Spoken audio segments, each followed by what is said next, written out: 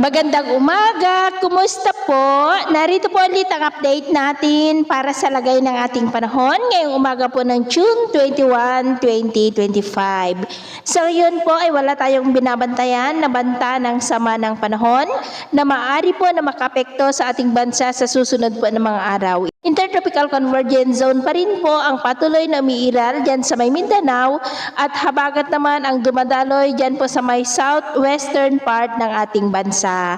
At sa ating long range forecast, wala naman pong bagyo na namamataan na tatawid sa ating kalupaan hanggang po sa matapos ang buwan na ito, pero hindi pa rin inaalis ang posibilidad na may sama ng panahon na maaari na mabuo sa silangan ng ating bansa sa susunod na mga araw at ang development po niya ng ating babantayan kung matutuloy po o hindi. At sa lagay ng ating panahon, ngayong madaling araw dahil sa habagat ay may malalakas na mga pag-uulan na po dyan sa may Palawan, ilang bahagi ng Sulu Archipelago, Zamboanga Peninsula at may mga isolated rains rin sa ilang bahagi po ng Mindoro, Panay Island, Negros, Cebu, Bohol, Palapag, Gamay, Oras, Baybay, Maasin, Bicol Region, Romblon, ilang bahagi po ng Mindoro, ilang bahagi ng Calabarzon, Metro Manila, Malolos, Bataan, Zambales, Pangasinan at Babuyan Islands. At mamaya po ay sisikat naman ang araw sa malaking bahagi ng ating bansa, pero dahil pa rin sa habagat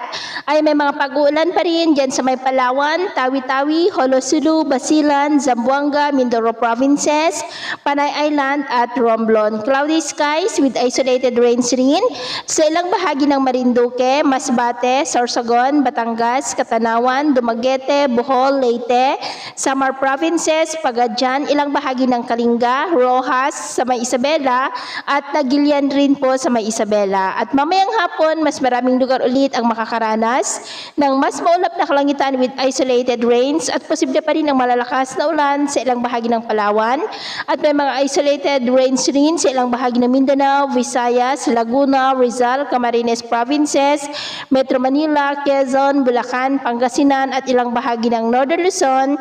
Kaya mag-ingat po tayo dahil posible ang mga banta ng mga pagbaha at pagguho ng lupa lalo na po dyan sa may Palawan at Sulu Archipelago dahil posible ang malalakas na ulan dyan maghapon. At sa atin naman po mga baybayin, wala naman po tayong nakataas na namang gale warning signals, pero iba yung pag-iingat lamang po kung papalaot tayo para po mas makaiwas sa mga sakunang pangkaragatan. So ito po ng latest update natin sa araw na ito. At ako po muli si James na nagsasabing sa kahit anong pagsubok po na darating sa ating buhay, huwag na huwag po tayong mawawalan ng pag-asa. Thank you and God bless!